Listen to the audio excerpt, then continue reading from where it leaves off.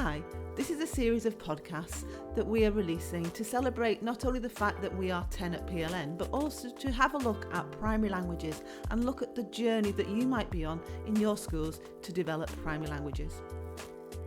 The first podcast is having a look at giving all children in your school the chance to learn a language. I've been reflecting recently on how long I've, one, been a language learner, and two, what made me in the first place interested in languages. You see, I was a little girl that lived in a northwest town, Wigan, and didn't really have a reason to learn a language. And at the age of 3, 4, my mum, who was a single parent, had to ask a neighbour next door to look after me one afternoon a week. Mrs. Barton was German, and so we used to spend some Monday afternoons together, and I would spend my time washing socks. There were 4 boys, so there were 28 pairs of socks, and we counted them in German. And as a little girl, I used to love going round just to wash socks in the sink with Mrs. Barton and then to count in German. And afterwards, Mrs. Barton would tell me a nursery rhyme or sing me a song and often read me a story in German. And finally, she'd give me a snack, and it was always a lovely, tasty snack that came from Germany. That was my probably first experience of another culture and another language. And it was a perfectly good reason for that, because my mum needed somebody to look after me. My mum was always interested in what I'd learnt, and I would try to count for my mum in German. When I was about 7 or 8, I was a bright little girl at primary school, and my teacher, Mr. Warwick, used to let me go and have a look at and listen to the French tapes in the quiet room when I'd finished. It was one of those holding activities for Janet because she'd finished. I loved it.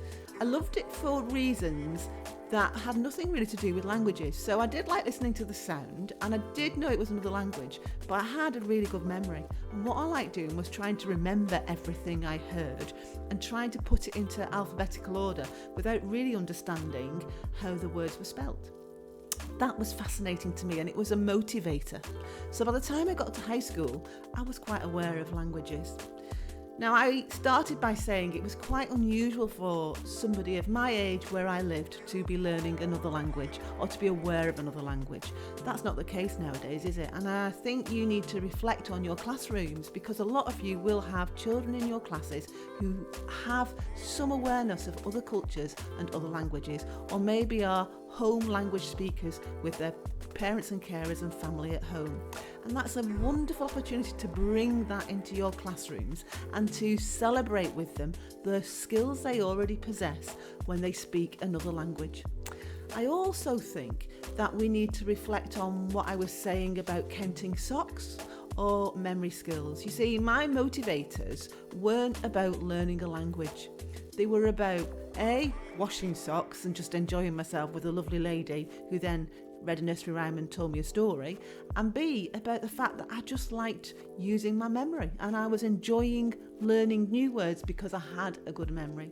I think we've got to look for the motivating factors for the children in your classroom.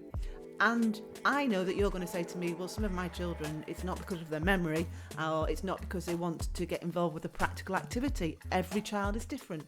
So I'd like you to reflect on what could be the motivating factors in your school. It could be looking at other cultures. It could be being a welcoming school. It could be the fact that everybody's learning a target language together and exploring language learning skills. I think that's a really important point for why you give every child in your school the chance to learn a primary language. And primary is key too, isn't it? And in further podcasts, we'll unpack what primary languages look like. If you've enjoyed this podcast, then please subscribe below. And if you have any questions or comments, then please jot them down, send them to us, write them below, and we'll get back to you. The Primary Languages Network team would love to work with you.